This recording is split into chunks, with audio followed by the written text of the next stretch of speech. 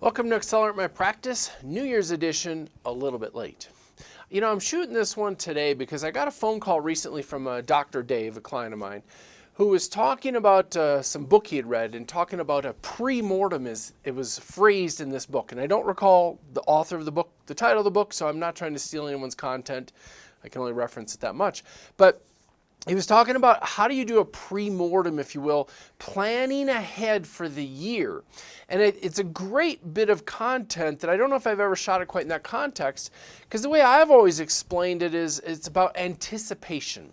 And I want to hit this this year specifically because of some of the events coming this year. But I first want to back up and explain it a little bit. Here's how I sort of see it. I don't know how many of you guys have video games. I have kids who don't have video games, but every now and then I get to see their friends play it. And what's interesting is if you've ever sat down with some kid who plays video games all the time, like say a shoot 'em up kind of thing, and you sit down and you play them, do you get beaten? And do you get beaten really bad? And the answer I'm guessing is you probably get smoked if you're like most adults. Now, the reason why that I always like to ask is it because their thumbs are faster? Do they just have quicker reflexes in the thumbs? And I don't think the answer is yes to that. In fact, what I think it is they've memorized the pattern of the game. Meaning they know if they're doing the shoot 'em up game, they go around that corner over there, there's a bad guy. They go around that corner over there, there's a good guy. Probably shouldn't shoot the good guy because you lose points for that. Shoot the bad guy over there. And therefore, they do well. It's because they're anticipating. Now, how does this apply to your dental practice and business? Here's exactly how this applies. There are some things that are predictable and repeatable through history. Fair assessment?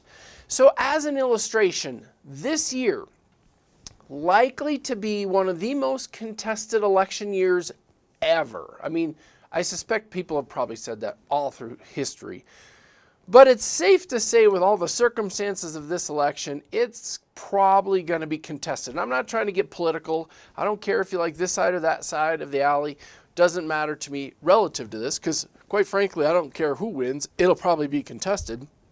There's probably going to be all kinds of insanity, like riots and all kinds of stuff. If we think back to 2020 as an illustration, there were a bunch of those sorts of things. So I wouldn't be shocked, anticipating, right? I wouldn't be shocked if come September, October, November, things are a little bit unhooked. Now, why do I bring that up? Because you should anticipate it. Like if I were sitting in your shoes, I would anticipate this election year in September, October, and November much like COVID timeframe. Like I would plan on maybe even being closed. Now, if you don't have to be closed, great, even better. And I'm not trying to sound like a conspiracy theorist or anything like that or an alarmist. I'm just suggesting be prepared and have a plan. You know, what's interesting is I look back at most all of my clients, and in 2020, even with the downtime from COVID, most all of my clients had the best year of their career with 6, 7, 8 weeks closed. And I don't know if that was all across dentistry. I can only tell you what my clients did. But the point is because of some of the things that we coached them through on how to anticipate coming back from COVID, because obviously we didn't see that coming, they were able to be really, really cranking in terms of their business and in terms of salvaging their years, and thus had some of their biggest years. So the question becomes this year, if I were in your shoes, I would try to do my entire year, like literally, before end of September, beginning of October. And then that way, if something crazy happens, I have cash stockpiled.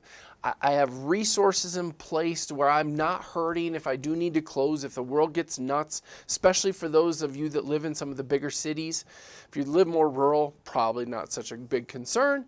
But even if you do live rural, do you think that this insanity is not going to impact consumer confidence or your patients' confidence to be investing in their smiles?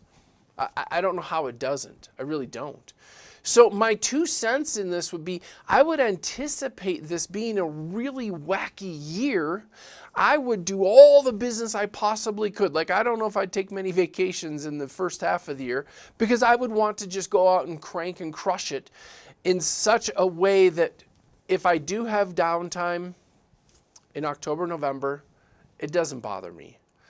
And if we don't have craziness in rioting and whatever kind of wacky stuff that could take place, then it's no big deal.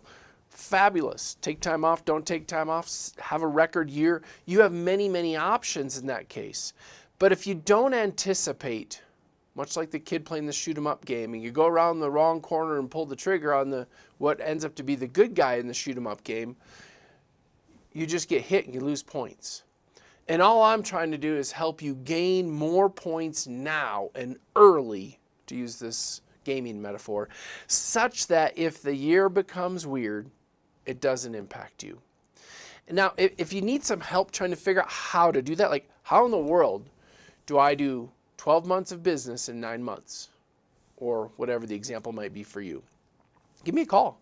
Hit us up, give us a call. If I'd have been smart, I'd have planned on having a phone number jump up right here, but I'll probably have to put that in afterwards because I didn't plan ahead so good. But give me a call, and I'd be happy to sit down and chat with you. If you're a client of mine, we're already having this conversation. But if you're not a client of mine and you'd like to brainstorm this, I'm more than happy to chat with you about it and see what ideas might be useful to you.